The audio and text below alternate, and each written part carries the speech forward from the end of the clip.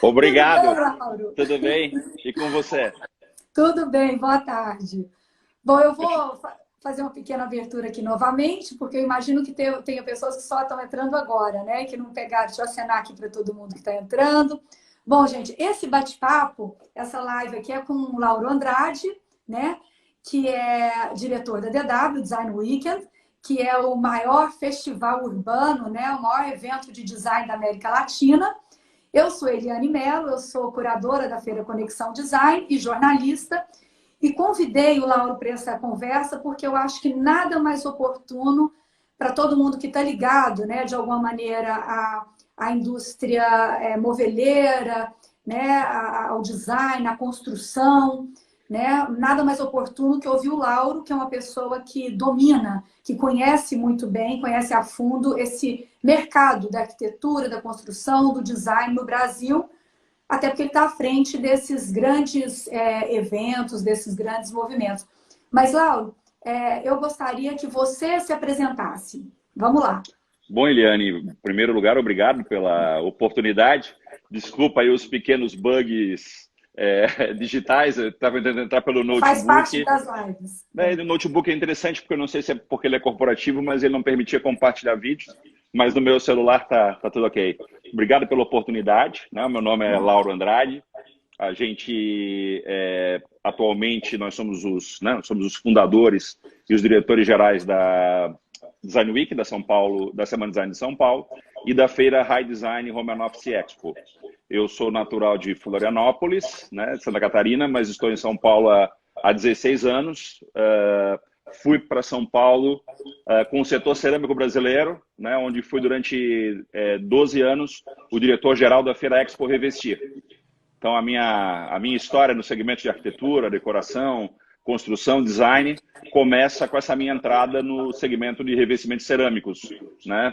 A convite na época do presidente da Anfacer, que é o César Gomes, da Porto Belo, que era o presidente na época da associação, e nós viemos aí para São Paulo com uma equipe que implantou a Revestir e temos muito orgulho dos 12 anos que ficamos lá, mudando de patamar a feira. Dali nasceram depois as outras experiências de Design Week e de High Design. Ô, Laura, deixa eu te pedir para você chegar um pouquinho para a sua esquerda, porque. Não, a sua esquerda. Porque, tá vendo? Vão entrando os caracteres para que não fiquem em cima do seu rosto, sabe? Ah, Aí, perfeito. aí melhor. Ô, Lauro, bom, eu vi mais cedo ali no site da Design Weekend que vocês mantêm as datas, né, do evento a partir do dia 16, entre os dias 16 e 23 de agosto, né? A DW tradicionalmente acontece sempre em meados de agosto. Como é que estão as suas expectativas, perspectivas para a realização desse evento em agosto? Você acredita que realmente você tem um deadline que você já colocou para si mesmo e para a equipe? Bom, vamos ver até ter determinada data se a gente mantém ou adia. Como é que está isso na organização da DW? Eliane, você imagina, né? Você faz eventos, né? Você imagina a situação que estamos todos nós hoje, né? Em relação a calendário, né? A Design Week, né? Que é um grande evento aí do segundo semestre brasileiro, ela foi criada justamente em agosto, final de agosto ou começo de setembro. Por quê? Porque o calendário nacional, né, tinha uma agenda que começa, principalmente de arquitetura e decoração, né? Começa em São Paulo, né? Começa muito forte com a Revestir, em março, né? Depois a gente tem Milão, que vai todo mundo em abril. De maio até final de junho, você tem a Casa Cor São Paulo, que é um evento muito, muito relevante. Né? Julho a gente tem uma desaceleração. Então a gente cria a DW, né, em agosto, justamente por quê? Por ser o começo do segundo semestre do segmento, né? Um momento em que o nosso setor tem a participação feminina é muito forte. Né? E aí não é uma questão de gênero, é uma questão de estatística, né? Temos muito mais mulheres do que homens na atividade. E o mês de agosto é um mês estratégico, que é a retomada das férias de julho, das férias escolares. Então, era uma agenda muito importante ter em agosto. Num ano normal, né? Isso é o desenho, né? Nesse ano, e respondendo a tua pergunta, fiz essa volta, né, para explicar por que primeiro nascemos em agosto e sempre somos em agosto. Esse ano é um ano completamente atípico, né? Hoje no nosso desenho, nosso forecast de calendário, a gente imagina que teremos aí um processo forte de fechamento das atividades por 2 meses, pelo menos, né? Abril e maio. Né? A partir de junho e julho as coisas começam a reabrir, né? A funcionar. Eu acho que não, aí não é mais uma questão de economia versus saúde, ou saúde versus economia, é que realmente a economia não suporta mais que esses 2 meses, vão ter que se criar alternativas para isso. Então, teoricamente, o final de agosto, até a presente data, é uma data muito interessante. Né? Óbvio que a gente pode levantar aqui algumas análises que vai demorar 6 meses ou 1 ano, ou... eu já vi de tudo, né? Eu já vi de 2 meses a 8 anos. Né? Hoje eu estava vendo um gráfico que para manter o platô de diluição do corona precisa de 8 anos, né? Então, quer dizer, são números que hoje são completamente loucos, né? E que, na atual situação, a gente até o momento, né, até esse momento, mantém a data, né, de final de agosto, que a gente considera uma data de ouro, uma data nobre, uma data premium, né? Mas a cada dia, né? Então, essa decisão é hoje, sábado, 11 de abril, às 17 horas e 07 minutos. Né? Então, essa é a decisão até esse momento. Agora é um dia de cada vez. É um dia de cada vez, seria leviano e irresponsável. Primeiro, a gente mudar uma data, porque tem muita gente que está se preparando para ela. Né? Da mesma forma que é irresponsável, se o mercado não se ajustar, a gente manter. Né? Então, realmente, é um dia de cada vez. E, como eu falei anteriormente, a gente está em contato com os outros eventos. Né? Então, a gente está em contato direto com a Casa Cor São Paulo, com a Lívia Pedreira, com o Boom Design, com o Beto, com a Joyce do Viva Design, com o Zobaran da Modernos Eternos, com o Valdic da MAD. A gente está em contato com todos os organizadores de eventos, né? Para que a gente... Assim que a gente tem uma visão mais clara do calendário do segundo semestre, a gente anuncia oficialmente todo mundo junto o que vai acontecer. Porque a gente agora não pode ser mais um problema, nem para o nosso cliente, o expositor, né? o cara que compra o pacote da DW, ou a Feira High Design, ou do seu próprio evento. A gente não pode ser um problema para esse cara, com uma superposição de atividades. Assim como também não podemos ser um problema para o visitante, né? Quer dizer, daqui a pouco cada evento está numa semana distante e ninguém consegue vir a nada. Então, o que a gente tem feito hoje, isso foi muito legal, pela primeira vez aqui na história dos eventos de São Paulo, a gente criou um grupo, obviamente, de WhatsApp, né? Que é o que todo mundo faz, né? Então, a gente conversa diariamente, né? Esses grandes eventos âncora que a gente tem no calendário. A cada dia a gente tem uma troca aí de informações, para que assim que possível, assim que a gente tem um horizonte um pouco mais claro, a gente define esse calendário. Até o momento, como eu te falei, agora são 17h09, né? Continuamos na mesma data. Desde as 17h07 não mudamos, né? E 17h09 continuamos na mesma. Mas há sim a possibilidade de uma redefinição de agenda em função de quanto essa crise, de o quanto esse lockout horizontal, vertical, ele durar, para que nós não sejamos um problema para o setor, mas uma solução. Olavo, sabe que, bom, todos nós estamos acompanhando, né, as notícias hora a hora, né?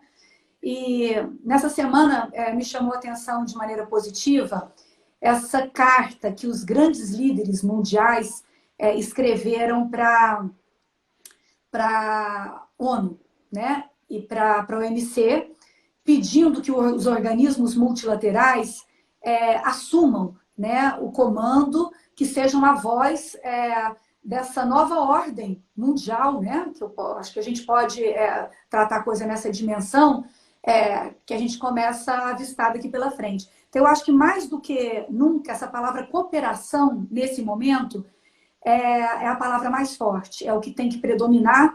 E aí eu trago desse exemplo macro aqui para dentro da gente, né, para a High Design e para a DW, né, para todos esses eventos em que você está envolvido, para dizer assim, muito bacana essa iniciativa de vocês, né, de cooperação, de se juntarem nesse grupo de WhatsApp, e talvez até seja interessante, quando vocês estiverem com mais fôlego, até oficializar, de repente, um conselho, uma associação, algum tipo de organização, né, para que esse segmento possa cooperar cada vez mais um com o outro. Eu acho que essas coisas estão sendo muito positivas. A gente tem que conseguir enxergar alguma coisa positiva. Eu acho que essa é uma das coisas positivas que acontece agora. Você não acha? Sem dúvida. Eu acho que há, no mínimo, né, um choque, né, de realidade da necessidade de sinergia, né, entre os players, né? Mais do que a concorrência, que é inerente, às vezes, aos nossos negócios, né? de certa forma, você tem o mesmo expositor que a Raid Design tem, ou que o Valdir tem, ou que a Cris Rosenbaum tem. Ou seja, a gente tem uma natureza de concorrência entre produtos, né? Mas que no momento como esse a gente tem que deixar isso de lado, né? Não tem como, né? Porque você corre o risco de quebrar todo o segmento, né? Que é a pior hipótese possível. Então, esse alinhamento de visões, né? Quer dizer, no mínimo a gente compartilhar uma visão, né? E poder ser complementar e não antagônico, né? Eu acho que essa é a palavra, complementariedade, sinergia, né? Percepção de como é que a gente pode ser uma solução num momento tão difícil e não mais um problema. Porque, sem dúvida, vai ser um ano muito difícil, né? Vai ser o que vem, né? Mesmo que abra daqui a 2 meses ou 3 meses, né? Vão ser 3 meses novos, né? Vão ser 3 meses em que a gente já perdeu meio ano, né? Toda aquela velocidade de arranque que a gente tinha dado em janeiro, fevereiro e março, né? Ela se perde, né? Então a gente tem uma necessidade realmente muito grande de estar alinhado. Sim, os players do setor têm que estar alinhados e com uma agenda de sinergias. Eu acho que essa é a palavra, sem dúvida. Por mais difícil que isso seja, né? Sim. Lauro, e eu vejo assim, acompanhando as notícias e os grandes eventos internacionais, né, equivalentes à Design Weekend. Tem, por exemplo, a Semana de Design de Nova York, que já mudou a data para outubro, se não me engano, né? O Festival de Londres, né? O London Design Festival também mudou, né? A data para setembro, e o Salão de Milão já não vai acontecer mais esse ano, ficou só para o ano que vem, né? Existe uma conversa também com essas grandes, com as semanas de design dos outros países, para que isso não fique tudo encavalado, porque as pessoas também viajam entre os países para acompanhar esses eventos, né? Vem muita gente de fora para a Design Weekend de São Paulo. Originalmente, né, as agendas são internacionais, as 3 que eu considero mais importantes, não que as outras não sejam, né, mas que efetivamente é Milão em abril, que já primeiro tinha transferido para junho e oficialmente já se manifestou que será só em 2021, então eles abandonaram realmente a possibilidade de ter na verdade, a feira mudou para 2021. Algumas atividades de Milão acontecerão em setembro, tá? Então esse movimento tem. Só que também lá eles não têm essa mesma certeza, porque a pandemia italiana não terminou, né, ainda, né? De fato, eles não sabem o que tem. Mas, então, separando um pouco Milão em 2 movimentos, que é o movimento de feira, esse já está em 21, oficialmente. O de Fora Salone tem alguma coisa que acontece em setembro, né? Nova York todos os anos em maio, né? Não tem a menor condição, né? Nova York transformou-se agora no principal epicentro mundial do coronavírus. Sim, Estados Unidos é o maior número de casos, né, nesse momento. Eu tenho dúvidas, viu? Quer dizer, que eles consigam... assim, é óbvio que a gente, como organizador, né, a gente está sempre se adaptando, você também, né? Então, quando você me pergunta como é que está o DW Arraia, por que eu estou mantendo em agosto? Porque a gente quer, se for o caso de mudar a data, que não está descartada, até as 17h14 estamos na mesma data, né? A gente quer fazer uma vez só. Né? Então, até para que a gente não complique ainda mais esse monte de informação e desinformação que vem de todos os lados, né? Então, e você colocou uma data limite para você tomar essa decisão? Sim. O final de abril a gente tem que estar com a tomada, até final de abril. E provavelmente antes isso vem, né? Isso vem anunciado, né? É que a gente precisa um pouco mais, quer dizer, a gente está em casa aí alguns dias, né? E começa a se autocobrar decisões que não estão na nossa mão, na verdade, né? Então você acaba sendo tomado pela emoção ao invés da razão e começa a perder o que realmente é importante. Então a nossa equipe está full time trabalhando. As minhas equipes de DW e RAI são equipes diferentes, né? Algumas pessoas são as mesmas, mas são equipes diferentes. A gente está trabalhando normal, à distância, conversando com o cliente todos os dias. Então a gente já conversou com mais de 250 clientes. A gente conversa com os parceiros, a gente conversa com as mídias, a gente conversa com as assessorias de imprensa. A gente tem trocado informações para que a gente tome a decisão, quando tomar a decisão correta, né? E só voltando no calendário internacional, que foi a sua pergunta, Londres, que é o London Design Festival, ele já é oficialmente em setembro. Né? Ele já é em setembro, então ele por enquanto não mudou. É verdade, ele mantém a data porque pelo que eu saiba. O que mudou foi Nova York, para outubro. Nova York, sim, né? Milão, é bom você prestar atenção nisso, que tem 2 movimentos. O de feira já mudou, e o de Fora Salone ainda existem sinais de fazer alguma coisa em setembro, mas eu acho que vai ser muito difícil não acavalar, sabe? Eu acho, Eliane, muito... Você vai ter 6 meses aí para fazer tudo, né? Então, se aqui no Brasil a gente já encontra a dificuldade de alinhar, quando a gente tenta falar internacionalmente é mais complexo ainda. E ontem eu estava vendo uma palestra muito interessante sobre o mercado de eventos internacionais, né? Existe uma organização mundial que chama-se UFI, que é a entidade mundial dos organizadores de feiras, né? E que eles estão dizendo assim que o nosso segmento está diretamente ligado à capacidade de mobilização da indústria turística, né? Aviação, né? Hotelaria, né? Restaurantes, tudo restaurantes, que envolve. mas principalmente hotelaria e aviação. E Né? aviação. Quer dizer, como é que vai se comportar? Como é que vão se comportar essas indústrias? Né? Você hoje está com 10% da malha aérea funcionando no Brasil. Né? A gente tinha, hoje tem 70 voos, eram, sei lá, 7 mil. Né? Então, a coisa é realmente muito dia, né? Voos dia. Então, a gente não está sozinho, não são decisões que você toma de forma independente. E a análise internacional é que os eventos que dependem muito de visitantes internacionais terão uma dificuldade maior de reaquecer, justamente pelo medo de que as pessoas saiam de seus países e vão para novos países, né? Então, nesse ponto, a gente, na Design Week, tem 90% da visitação é nacional, a gente é menos impactado, por exemplo, do que uma Milão ou uma Nova York, que é meio a meio a visitação nacional e internacional. Então, os eventos domésticos, né, eles tendem a ter uma curva de recuperação, e isso não é um chute meu, é o que eu vi ontem dessa UFI, da UFI, né, na verdade, é que os eventos domésticos que têm predominância de visitantes do próprio país ou da região, né, no teu caso, que você tem uma ação forte local, né, eles têm uma capacidade de recuperação mais rápida do que os eventos que são internacionais, né, nessa ordem, né? Regionais mais rápido, nacionais menos lento e internacionais mais complexos, por todas as medidas sanitárias, inclusive, de entrada nos países, né? Tem país hoje que não deixa entrar. Então, quanto tempo isso vai durar? Sim. Né? Então, por mais que haja um movimento da OMS ou ONU, né, serem os porta-vozes, você tem, cada país ele tem a sua autonomia, né? Não existe isso, né, a soberania nacional não vai ser aberta, eu acho, pela pandemia. Isso aí eu acho que pode ser até uma coisa utópica, bacana, mas na prática você não vai ter uma China aceitando isso, Estados Unidos pegando os dois lados da balança, né? Os caras não vão aceitar uma intervenção na soberania, jamais. Pode até haver o goodwill, essa boa vontade, mas da forma prática não vai haver. Então, nessa ordem de organização de calendários, não tem como o segundo semestre não ter algum acavalamento, né? Mas que acho que para 2021 a coisa já volta numa normal. Né? O que vai acabar acontecendo é que a gente vai ter que ajustar os formatos dos eventos. Né? Eventos mais, talvez, eles têm que ser bacanas, porque aí é o outro lado da crise. A gente começa a falar muito coisa ruim e não fala coisa boa. Né? O que a gente vê hoje com grande potencial é que a demanda reprimida de encontros presenciais, né, que vai ter pós-pandemia, né, pode gerar realmente uma grande procura pelos nossos eventos, né? Vontade das pessoas de saírem de casa. Se encontrarem, logicamente, se encontrarem, né?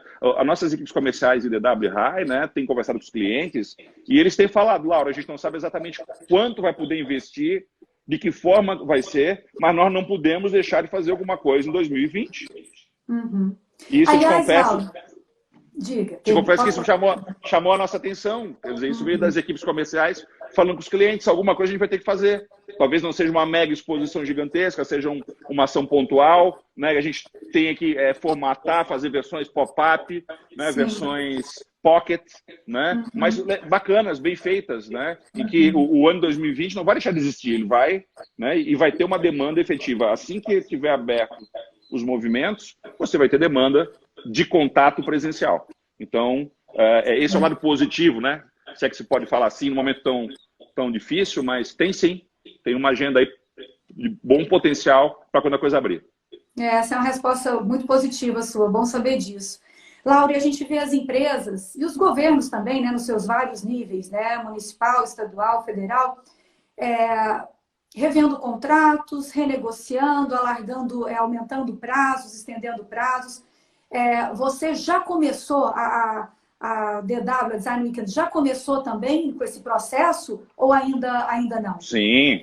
Não, gente, automaticamente, na medida que que o consumidor para de consumir, não compra do varejo, o varejo não compra do atacado, que não compra do fabricante, né? Você tem impacto inteiro na cadeia, né? Então, o corte de despesas é amplo, geral e restrito, né? O que eu vejo todo mundo tentar fazer realmente é manter as equipes, né, na medida do possível, que no nosso setor de serviços é o maior patrimônio que a gente tem, né? É marca e equipe, né? É o que a gente tem de mais valioso, mas começaram sim, existem movimentos de cancelamento, né? E existem movimentos de congelamento. Eu te diria que hoje cancelamento é pequeno, está de 5% a 10%, né, os cancelamentos, e os congelamentos são 90% da demanda daqueles que vêm perguntar e negociar. Né? Então, por quê? Cada evento tem um grau aí de contrato mais complexo ou menos complexo. Os nossos contratos são, principalmente da High Design, né, que a gente faz parte de um grupo internacional, eles são muito fortes, são muito bem estruturados, né? Então, teoricamente, um expositor, se quer desistir, ele vai ter que pagar, né, em função da norma do... Então, não é legal nem para Não nós, é uma que decisão cancele. só da administração da DW aqui. Faz parte de uma High Design, faz parte de um conglomerado maior. E a decisão não é só de vocês. Não, e a RAI faz parte do Grupo Informa, né? O Grupo Informa é o maior grupo do mundo de feiras, tem 700 feiras no mundo, né? 11 mil funcionários, ação na Bolsa de Londres. É realmente um grupo grande, mas que a gente não... tá muito... A ideia não é judicializar a conversa. Né? Por quê? Porque a força maior se aplica a todos. Né? Então, eu posso alegar para o pavilhão de eventos que por força maior eu não vou fazer o evento. Né? O pavilhão pode dizer que eu não posso cancelar por força maior, porque já tem um contrato. Né? O meu cliente pode dizer... Então, ou seja, se a gente judicializar as relações do mercado, isso todo mundo perde no final dessa história. Eu costumo brincar com meus amigos advogados que só eles ganham. Né? Só eles ganham com esse movimento de judicialização. Então, o que tem que fazer é todo mundo sentar na mesa, né? E conversar uma saída em que os danos eles sejam compensados de forma recíproca, né? Não leonina, né? Como se fala no jargão jurídico, né? Mas que se encontrem caminhos, né? E para isso, aí a gente volta à primeira questão do calendário, né? Por isso que a gente está esperando tanto para anunciar a confirmação da data ou alteração, para que a gente faça uma vez só com uma solução que seja legal para o nosso cliente. E a gente sabe que vai haver uma redução das atividades, gente. Então, eu não posso ter a expectativa que eu tinha no começo do ano, né, de investimento do cliente. Então, ter negociação de contratos, de valores, de pacotes, de entregas, de metragens, né, alongamento de dívida, facilitação de negociação, entrega de produtos e serviços adicionais, né? Tudo isso a gente tem ficado 24 horas por dia, nossa equipe aí, 24 não, 8, né? Mas basicamente todos os dias, encontrando soluções para compensar isso, né? E aí, lógico, vai entrar a questão digital nessa história, né? De a gente ter que ter recursos digitais. Eu não acredito de maneira nenhuma que o digital substitua 100% o presencial, né? Sobretudo no nosso segmento. No nosso segmento de arquitetura, decoração, design, construção, eles precisam, né, da relação sensorial, né, com os produtos, com as texturas, com as cores, com as curvas. Então, a gente continua sendo importante, fundamental no presencial, mas, sem dúvida nenhuma, uma convergência, né, entre o digital e o presencial, mais acelerada do que ela vinha sendo feita. Né? Então, é um admirável mundo novo que se apresenta aí, e com uma frase que eu gosto muito, que diz que a necessidade é a mãe da inovação, né? Então, quando realmente a criatividade. A necessidade é a principal, né? Você pode contratar consultoria de inovação, você pode ter um vice-presidente aí de inovação, um cara de project management, tudo, né? Mas quando a necessidade bate, meu amigo, minha amiga, não tem jeito, você tem que se adaptar. Então, é o que nós vivemos, acho que todos, né? No momento. Olá, você acabou respondendo uma outra pergunta que eu ia te fazer, que é uma orientação do Ministério da Saúde para esses grandes eventos, né, de grandes aglomerações de pessoas, que eles ou cancelem ou adiem os eventos, né? No caso da Design Week é agosto, ainda dá tempo, né? Você acabou de falar isso aí, mas existe uma orientação também para que alguns eventos aconteçam com transmissão virtual. Existe alguma possibilidade de alguma parte dos eventos da DW ser assim? Você falou da necessidade dos encontros, da questão do tato, né, sensorial, que o objeto de design, por exemplo, requer, né, para que a pessoa veja e se apaixone por aquilo. Mas existe alguma possibilidade, por exemplo, as conferências que você costuma organizar, alguma parte você pensa em fazer transmissão virtual? Ah, sem dúvida. A gente tem a questão do streaming, né, de você utilizar ferramentas de webinars e outros formatos, como a gente está fazendo aqui agora, né? O que a gente percebe, assim, só que tem que ser um pouco cuidadoso com isso, né? Pra você ter uma ideia, é a primeira live que eu estou fazendo. Eu acho que tem, assim, como é uma ferramenta muito democrática, todo mundo faz tudo, né? Então, eu acho que está um pouco over, né, esse movimento de oferta digital, nem sempre com a qualidade que precisa ter, né?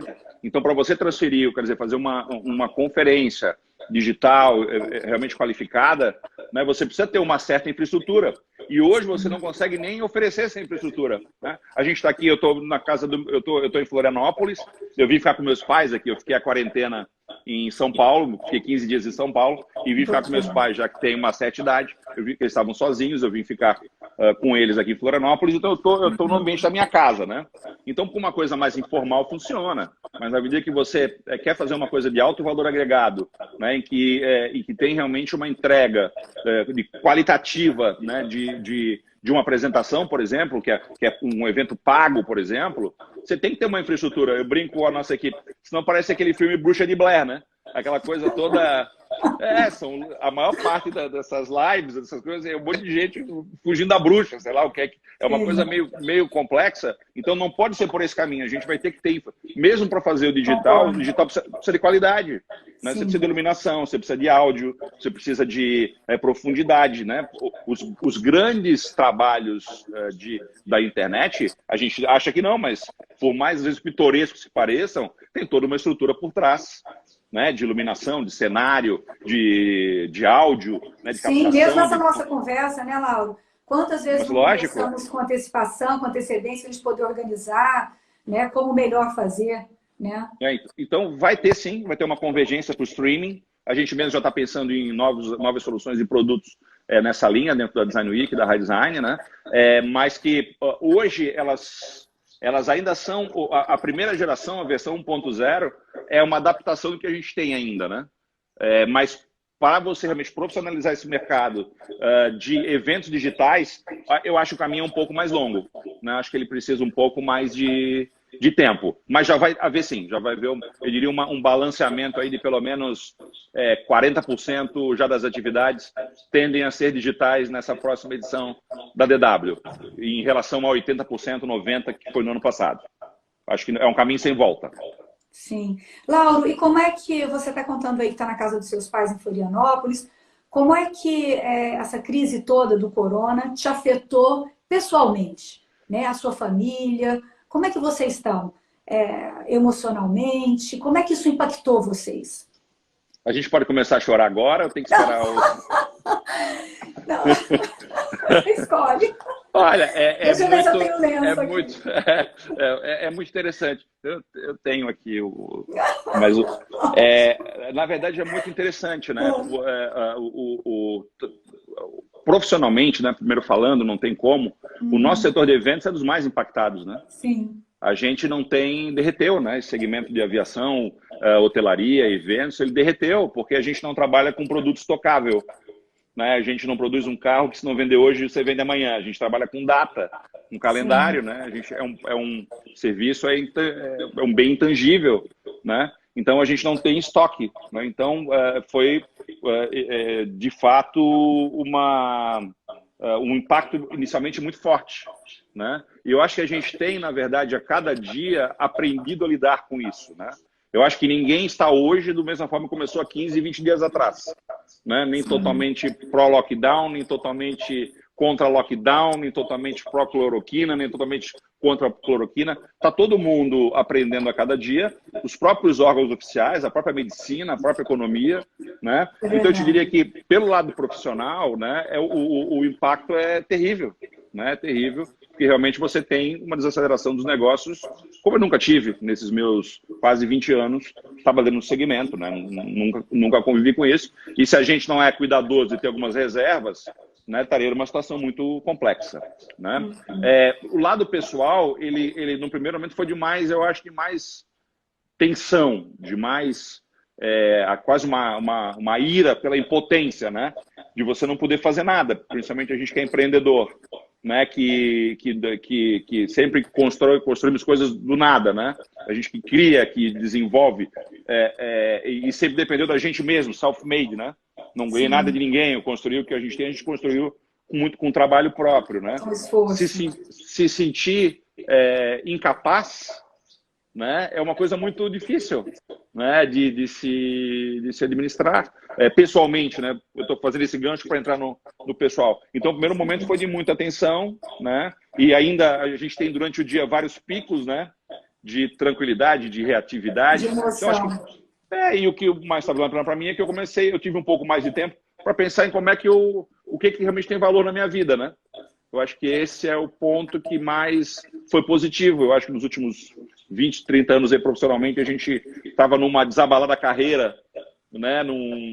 Fazendo a coisa acontecer, né? Sempre correndo, e às vezes não tinha muito tempo em pensar nas coisas que têm realmente valor para a gente.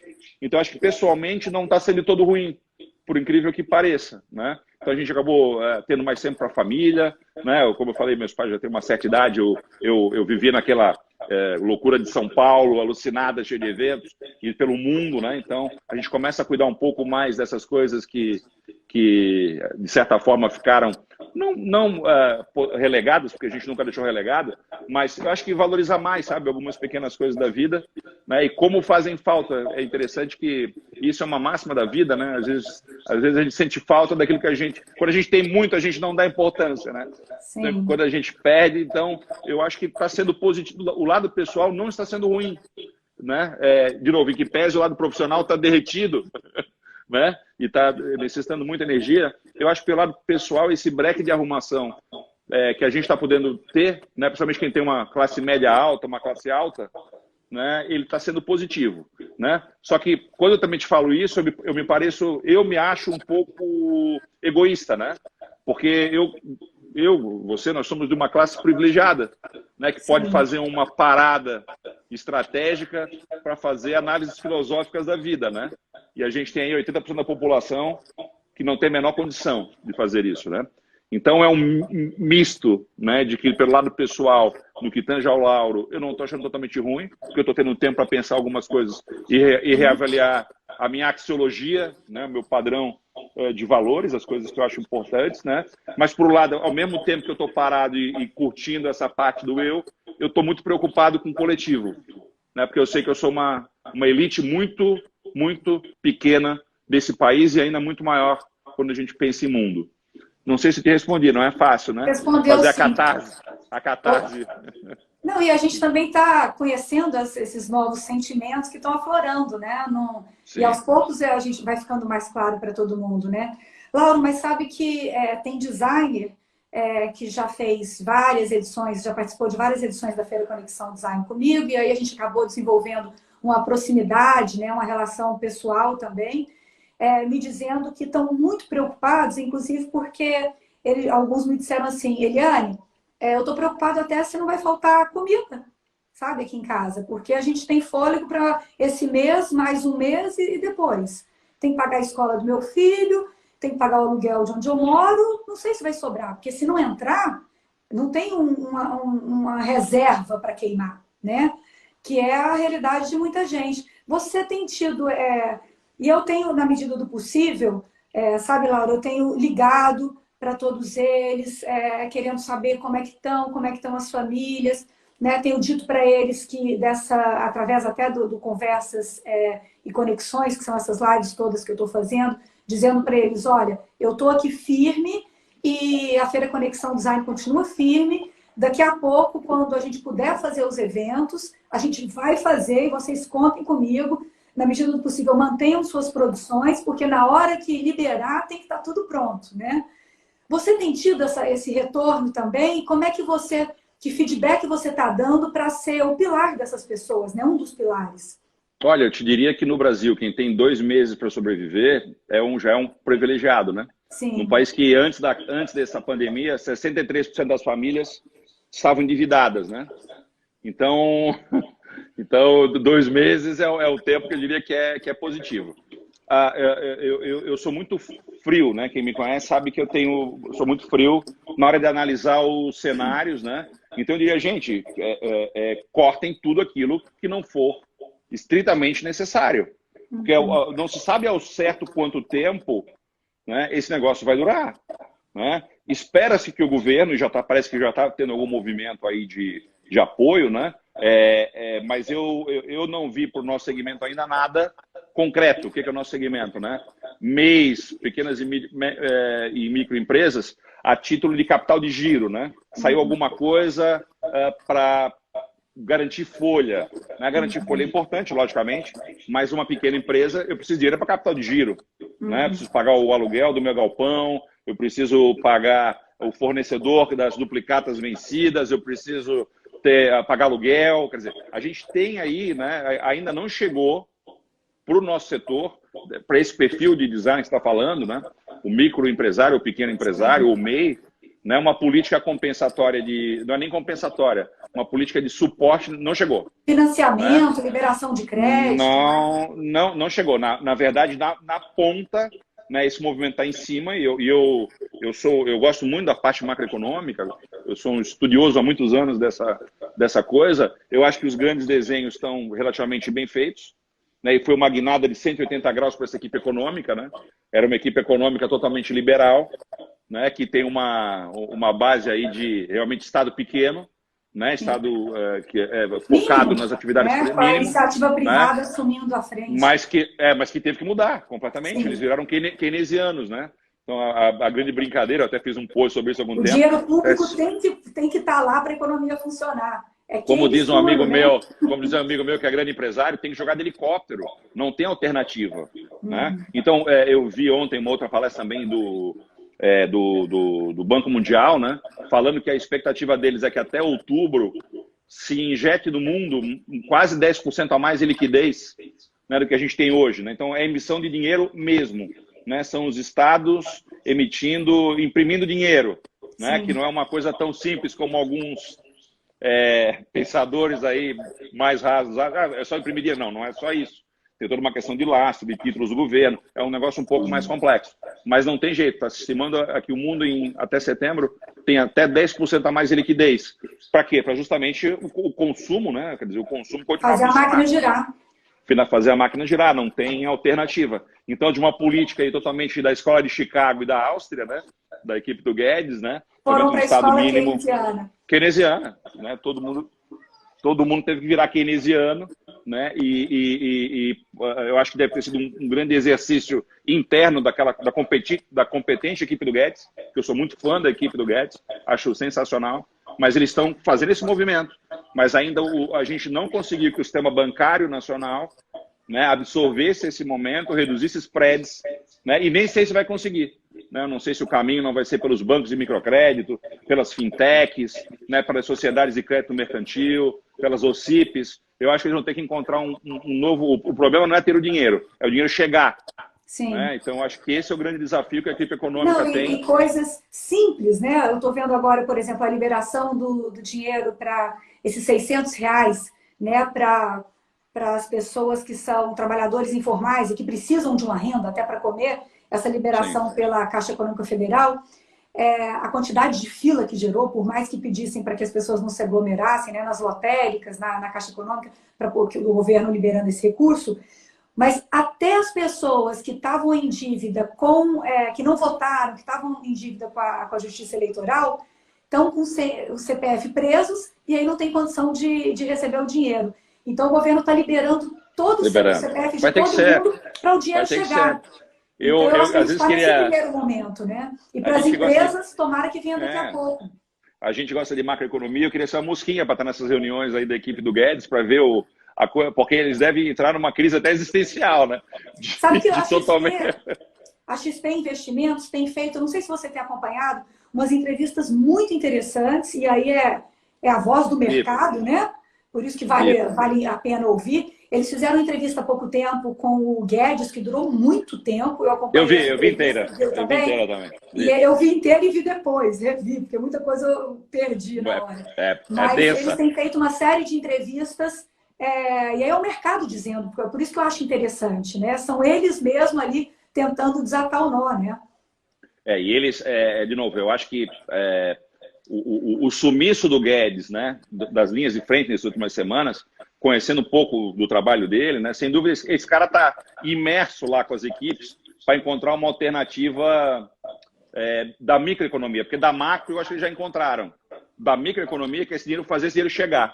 Da Sim. capilaridade para a linha de crédito com juro baixo, né, que está disponível. Então tem 1 trilhão, sei lá quanto de dinheiro aí disponível, mas não chega, né? É um pouco diferente dos Estados Unidos, né, que tem mecanismos muito mais ágeis, o Reino Unido, né, a própria Alemanha, né? Aqui a gente é um país que historicamente dá dinheiro para quem não precisa, né? O crédito nunca chegou fácil para o pequeno, para o MEI, para o micro.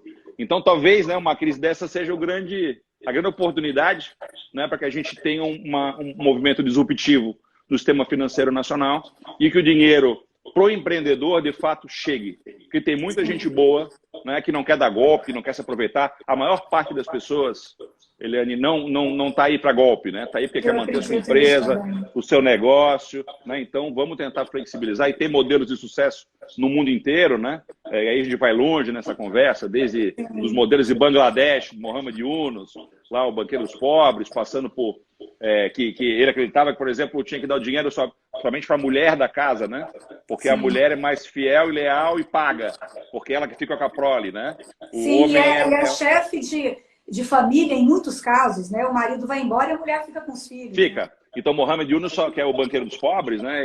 A teoria dele, dos bancos de Bangladesh, era isso. Ele coloca. Então, a gente vai ter que quebrar, e a gente tem um sistema financeiro excelente, né? Profissional, de altíssimo nível, mas para uma elite, né? Uma elite, que realmente a gente não tem uma bancarização completa, né? A Caixa Econômica fez um milagre, aí, 17 milhões de credenciamentos um dia só, coisa espetacular, isso aí é sem precedentes, né, na história do país. Então, quem sabe se a gente consegue descer mais um nível, né, para que a gente dê capilaridade a esse monte de dinheiro que está sendo colocado. Senão vai ter sido em vão, vai ter sido inócuo. E aí, voltando para a tua pergunta, né, como é que o nosso pessoal faz, digo, gente, realmente poupem, né, gastem o estritamente necessário, renegociem o que podem, tenham um jogo aberto com o teu... Transparência, né? O teu landlord, o teu locador, com o teu fornecedor, alonga essa dívida, coloca essa coisa para frente, interrompe, congela, não cancela, né? Porque eu tô... não cancele, né? Eu acho que esse negócio é interessante. Vamos levando, vamos congelando, a gente também tá fazendo movimentos nesse sentido, porque isso vai voltar, tem uma hora que esse negócio volta. Então, se você desliga o forno, literalmente, né, totalmente, o religar é muito complexo. Sim. Né? Então, vamos e o custo da demissão também é muito mais alto, né? Então, essas renegociações, essas possibilidades de redução de salário, né? Eu acho que eu nunca defendi isso, mas nesse momento eu acho que é melhor a gente adotar essas políticas que tornam o emprego possível do que simplesmente a demissão que sai cara para todo mundo, inclusive para as empresas, né? O custo mais alto da demissão, né, Eliane, não é nem o custo previdenciário ou não é isso, é o custo das pessoas, né? Montar uma equipe é difícil. Sim. Né? A gente que tem os eventos são grandes, mas as equipes são pequenas. A gente trabalha em rede, a gente trabalha, né, com o work em geral. A gente tem carinho pelas pessoas, são relações pessoais. Né? E por mais que a gente seja frio e profissional, né, a gente e não é o carinho só pelo carinho que eu gosto do fulano, não. É que vocês estão construindo junto com você o teu negócio. Não, eles constroem junto. Então eu vou dizer que a Design Week é uma construção minha. Ou a High Design, não, é óbvio que a gente é o idealizador, acaba sendo um pouco o centro magnético do negócio todo, mas é a contribuição de todo mundo, e principalmente das equipes. Né? Então, o custo hoje de demitir, mais do que o dinheiro que você paga em si, que isso aí é o custo humano. Sim. Né? De equipe, de capital humano, é um patrimônio intangível, né? Que não dá muito de se medir, mas que é essencial. Né? Então, eu vou até o fim com essa história, né? Até onde a gente puder, segurando isso aí, com pelo menos o que tange aos meus negócios, né? Mas quem não pode, né, gente, sente, renegocie, aceite o modelo, seja flexível. Por quê? Porque realmente não... eu acho que pelo menos mais 2 meses a coisa vai... Eu acho que a gente não chegou no pico ruim ainda, né? A gente, infelizmente, né, não queria ser pessimista, mas acho que a gente, para final de abril e a primeira quinzena de maio, que a gente chega num negócio complexo de saúde pública, né? Então, preparem-se, né? Preparem-se porque ainda não... A gente não está na tempestade. Espero estar errado, que nesse meio tempo a cloroquina resolva, ou qualquer remédio de piolho, ou de o que quer que seja, se encontre uma vacina, tomara que o vírus não se propague no ambiente tropical, com a mesma velocidade dos climas temperados. Países do hemisfério norte. Tomara que tudo, gente. Mas, né, nessa hora você tem que ser frio e pensar claramente. O teu fluxo de caixa, a renegociação das coisas, né? Então, momentos drásticos pedem medidas drásticas. Preparem-se, né? Caso não aconteça, ótimo. Retomamos mais rapidamente. Ô, Lauro, claro que eu fico te fazendo aqui umas perguntas difíceis, né, de responder, mas eu não posso deixar de te perguntar, por exemplo, as suas perspectivas com a DW para esse ano, né? A gente vê aí a OMC, Organização Mundial do Comércio, prevendo uma redução no crescimento de 4% a 11% dos países da América do Sul, né, para esse ano. A gente que já não está com um crescimento de 1,2%, né, que é ao ano, que é ridículo, né? Quais são as suas perspectivas para os negócios, né, com a ADW, que se o coronavírus deixar, vai acontecer em agosto, e eu estou otimista que aconteça. Até porque eu quero fazer parte dela. Até às 17h48, continuamos em agosto. Continuamos em agosto. Até 17h48, né? Eu estou sendo repetitivo e brincando aqui, porque é um dia de cada vez, né? O que acontece? Eu não tenho essa bola de cristal assim para te responder tão claramente como será. Eu estou te falando que eu estou escutando dos clientes. O que os clientes estão dizendo? Alguma coisa eu vou fazer. Isso é ótimo. Alguma coisa eu irei fazer. Então eu preciso, não posso passar 2020 em branco. Né? Muita gente que, por exemplo, estava com ações em Milão, nos procurou. Né? Então isso é uma coisa que, assim, marcas uma coisa que nova, faziam... né? É novo Sim. Isso? Essa novidade? Que Sim. Bacana. Eram clientes que às vezes tinham um investimento maior lá e um menor aqui, que já por não ter Milão, por exemplo, a gente está tendo. Né? E o câmbio favorece muito, né, para que os estrangeiros venham para cá. É muito ruim falar em oportunidades no meio de uma crise humanitária como essa. Mas definitivamente, né, tem gente que chora e tem gente que vende lenço, né? Aquela brincadeira que vale para todo mundo. Mas é verdade, as oportunidades da crise, né? Exato. Então, assim, o que a gente tem ouvido quase uníssono dos clientes, porque a minha resposta, mais do que eu acho, é o que os meus clientes acham, eles não querem passar em branco. Tá? Então, talvez não haja um mega investimento em megas ações, mas alguma coisa haverá. Em havendo, a DW está totalmente viva. Né? Porque a DW, na verdade, ela a forma de participação ela é muito acessível. Não é impossível uma empresa de pequeno, médio porte participar. Desde que você tenha um projeto, né, e faça um investimento que é muito baixo perante as outras opções de mercado, você está no programa. Então, a gente acha que eu não vou ter redução nem no número de participantes, né? A gente, ano passado, fechou com quase 400 eventos em 140 lugares da cidade de São Paulo. Então, a gente não acha que isso vai ter uma redução de quantidade de participantes. Talvez tenha uma quantidade menor de eventos. Então, talvez não sejam 400 em 140 lugares, sejam 200 eventos em 140 lugares. Mas você vai ter 140 lugares com atividades acontecendo. Pode ser que não sejam megas intervenções, mas pode ser o lançamento, aquele que ia ser feito em Milão, em abril, ou em maio, ou em junho, que ele seja feito com a gente nesse momento. Talvez as empresas, e é o que nós estamos apostando, guardem as suas energias para justamente nesse momento fazer a única ação bacana do ano, que não foi feita em março, nem em abril, nem em maio, nem em junho, nem em julho.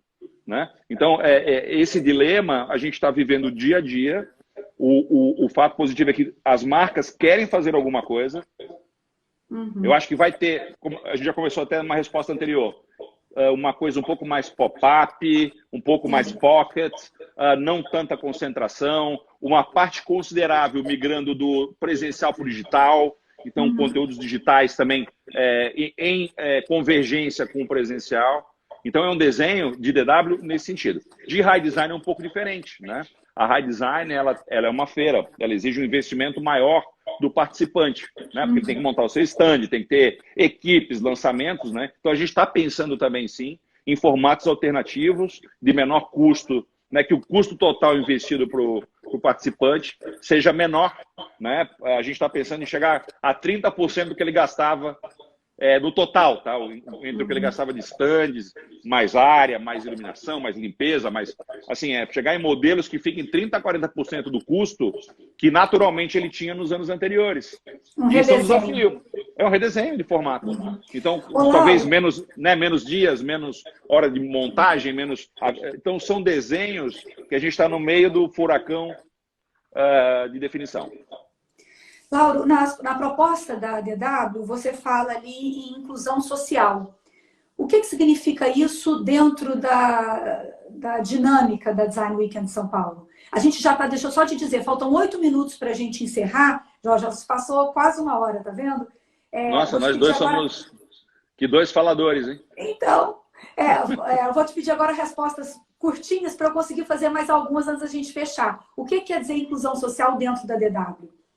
É que o design seja visto não somente como uma ferramenta de diferenciação estética, né? Que ele entre a fundo nos problemas da sociedade, seja no escopo individual ou coletivo, privado ou público, e encontre soluções para melhorar a qualidade de vida nas residências e nas cidades como um todo. E, Lauro, normalmente vocês fazem parte da DW, grandes fábricas, né, grandes marcas, grandes fabricantes, mas você também abre a possibilidade para que eventos como que eu faço, né, que é a Feira Conexão Design, que expõe, né, e vende o trabalho de designers autorais independentes, né, marcas que estão surgindo ou que ainda estão em crescimento no mercado. Por que você nos dá essa abertura? Por que você acha importante ter esse perfil também de profissionais dentro da DW? E eu quero agradecer essa sua abertura, porque esse ano eu espero que seja o primeiro ano, vai ser sim, que é da Feira Conexão Design participando da DW. O DW, ele, ao contrário dos eventos que tem uma curadoria muito rígida, né? Nós somos um evento plural. Né? A gente é um evento que tenta trazer as diversas manifestações e interpretações do que é o design. Né? Você tem desde ações muito high-end, AAA, com uma curadoria super alta, até iniciativas que vêm de comunidades, vêm de ONGs. Né? Então a gente sempre esteve muito aberto a deixar legados para a cidade, a fazer atividades. Então a vinda de vocês é muito bacana, porque ela está na razão de existir da gente, né? A atração principal não é o DW, a atração principal são as pessoas que participam dele, né? São os criativos, né? É esse grande ecossistema, uma palavra da moda, né? Que a gente tem aí, quer dizer, a indústria, o varejo, o profissional de design, o designer de interiores, o arquiteto, o consumidor final. Então, realmente é uma plataforma plural em que a gente tem como exigência única é que realmente os criativos sejam a atração principal para participar. Né? Então, a vinda de vocês com esse tipo de proposta está totalmente dentro do escopo do que a gente acredita.